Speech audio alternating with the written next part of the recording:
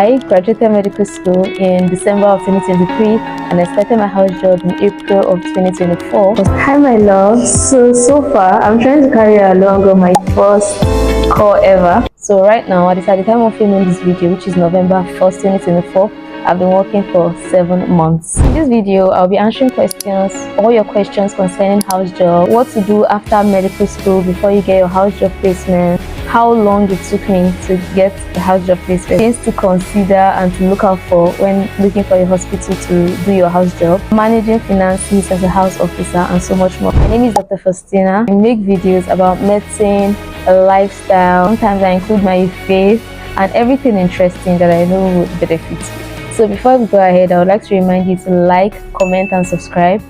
Alright, so the first question. Okay, so for context, for my medical students and some people that just don't know what it's about. So in Nigeria, immediately after your medical school, we have a compulsory 1-year training, which is called house job, housemanship. So people call it internship. So in this period, you work in a hospital, you get paid. The essence of this is just for you to gather skills. It's a lot of practical aspect. So one of the first thing I would say is important for you to do immediately after medical school before you start your house job is to rest. I think it's very important to rest because medical school is such an intense period. It takes like 7 years, 8 years, 9 years, and even more for some, less for a very few amount of people. This might be your only time to rest. Like you might not get this much time again once you start your house job. You know how medical school was, so you can only imagine how it is when you are working. There's literally no time. All the sleep you could not get while you were in school, it's important for you to get it now. And then another thing that is very important for you is for you to stay up to date with the current pathway of getting house job.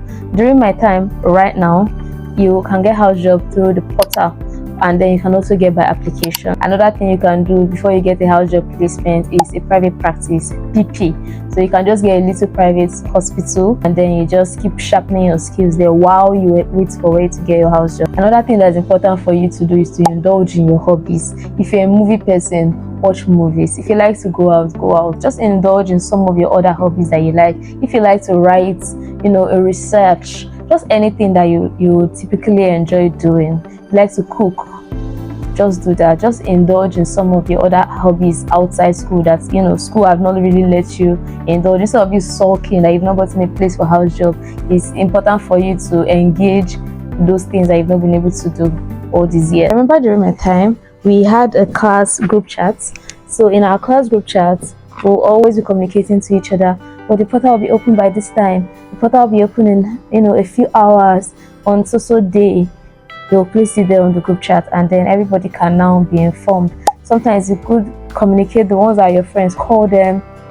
Sometimes they'll tell you, oh, I've gotten this hospital, I've gotten this hospital. So you can now find out, oh, is there a way I can apply? Oh, how did you get it? All those kind of things are very, very helpful. Don't separate yourself from your classmate. I know that thing when you graduated, there's always that thing to get, everybody just goes their separate ways. But as much as possible, those that you can communicate with them because we honestly just all need each other.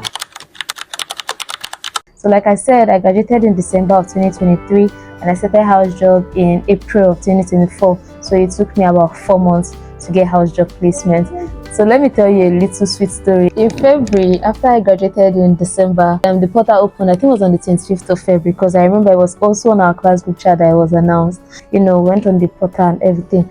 And then I found out that before you would click anywhere, the hospitals were just disappearing, you would get full. I know it was very chaotic, so I was like, oh, let me just pick somewhere because I've always wanted Abuja because I live in Abuja and my family, even though I schooled in the East. I have like school vlogs, you can just go down and watch my graduation vlog. I knew that I wanted to come back to Abuja for my house job and all. So I went there and then I saw, because I'm from Benue, the unique place that looks familiar. There were places like Guso, Borno, some places I'm not familiar with up north. So I saw I think FMC Makodi. I picked it a while ago. So my aunt that is already in Benue State, she helped me get Benue State University Teaching Hospital. I didn't resume. I had these 2 placements I did not resume. My parents, my mom especially, she was on my case. She was like, Faustina, you have to resume. My mom, you have to resume and all. I was like, I don't think anything is going to make me resume, somewhere that is not Abuja, and it's not like a place that I want to go to. It's not Lagos. Not like I wanted Lagos because of the hustle and bustle, but at least if not Abuja, a civilized place like Lagos. Even though I'm from Benue, I was shading Benue seriously. And then I also wanted a particular hospital within Abuja. God, I was so picky now I think of it. So when I eventually got it on the 5th of April. I was just like, God, I was so sad. I was even heartbroken. And then it took me like 2 or 3 weeks before I would then, resume. So I eventually resumed on the 24th of April. Forget my long story. It took me 4 months to get a place for house job. So imagine all the drama I had in between. And also my PP that I did between December and, January. Yeah. A place that you're going to learn and acquire skill. That's a very important question to ask yourself.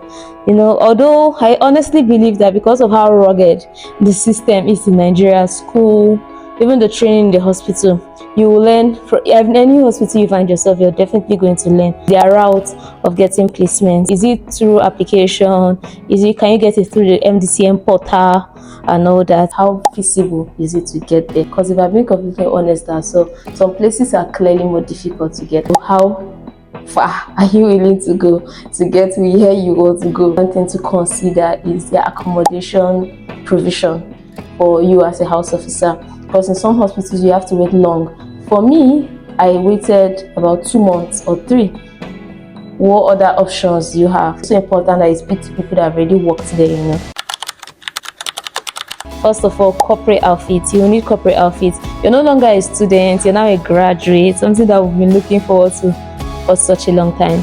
So it's important to dress the way you want to be addressed, a way that will attract respect from patient relatives and your colleagues, and a way that you just feel good and confident in yourself. So another essential you should have is your scrubs. In my school, we had to wear navy blue scrubs, but after school, now you can wear different colors of scrub. So make sure to have your scrubs, and you need them for your theater. You can't go into the theater without your scrubs, so you need your scrubs. And also, you can wear your scrubs for call hours. Some hospitals allow you to wear your scrubs even during the day. Like when I was in internal medicine, I can wear my scrubs from morning to evening because I'm not going to the theater, so they're not suspecting me. But in surgery, they are suspecting you because they feel like after you wear that scrub outside, you wear it into our theater and break our sterile field. Yeah, you can rock it with your sneakers, comfortable shoes. That takes me to my next point. Crocs, run me my check. I'm giving you free advertisement. Thank you. Crocs cannot be overemphasized. Our whole life, Crocs is just like saving us. So Crocs will really help you because it's very light, it's airy. From clinic to the wards, just a lot of up and down. So your Crocs are going to be your ride or die. You're going to appreciate your Crocs so much. Sneakers, because ward rounds, you honestly cannot function in heels. I wore kitten heels on my first day. Nobody told me to go and borrow Crocs from the nursing station, and afterwards I go every day.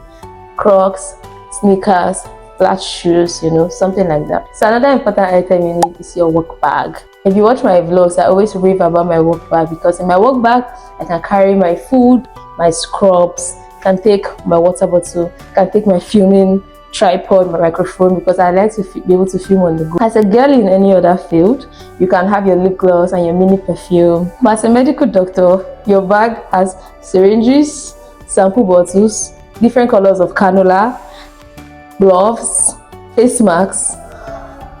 Gosh, they're taking away our body from us. You always need your stethoscope. Let it always be on your neck, let it always be in your handbag, or you need a very good stethoscope that can easily pick added sounds, and you can just easily function and just be, you can just easily be very proficient. It's not when during the round, consultants is like, oh, stethoscope, let's just listen.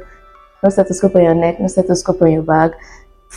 Just carry everything. There was this unit that I went to, pediatric surgery. I was the only house officer for 1 week. So I was on call for 1 week. That's my craziest call. Not because it's a horrible place, but also because I was alone. It was crazy. But one thing that I always had that I didn't have problems with the people I was working with. I didn't have problems with my senior colleagues and all the beautiful people. Just that I had a lot of work because I was the only house officer in pediatric surgery. But I always had everything with me. Whenever my senior colleague, we go to see a random referral that comes or a random consult that comes, bring up my state. So it would be nice for us to just take the sample at once. So I have sample bottle, and it also helps you because sometimes they want to help you and just take it immediately, or they want to take it quickly.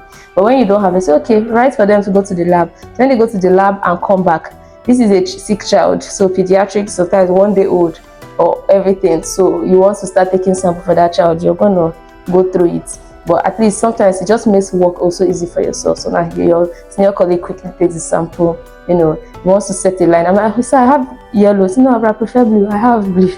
I have pink. I have gray. Anyone you want, sir, I will give you.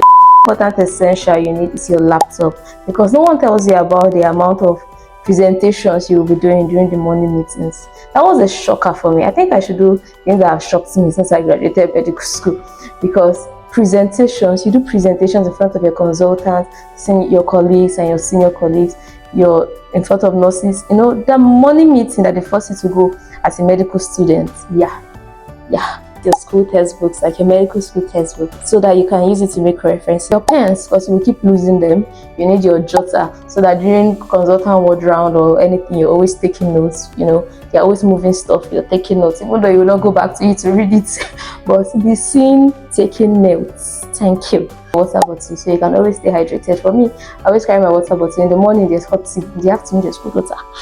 I'm always yeah. It was just pediatric surgery. While I was in surgery, it was my most stressful. But now that was because I was alone, not because the workload is. Yeah, there's workload actually, but it was just worse because I was alone. And then my top 2 is neurosurgery. Oh my god, neurosurgery is raggedy. Hey!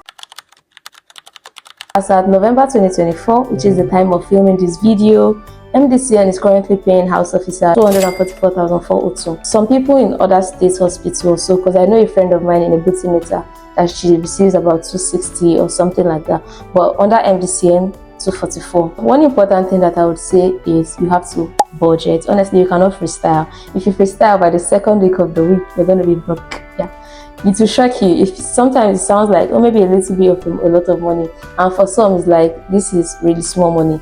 But if you don't budget at all, it will be worse. Yeah, because 1 week, 2 weeks, your money is finished, and it's not classy for you to need urgent wiki as a medical doctor. So you need to budget. You need to plan. This is how much I want to tithe. This is how much I want to save. This is what I need as an essential for this month, and then this is what I want to give to maybe my parents, my siblings, and then this is for food, and then this is for, you know, flex. You need to try to invest, because the 1 year is going to run fast. Sometimes it feels like it's slow, but to be honest, I can't believe that I'm about to start my, you know, third posting.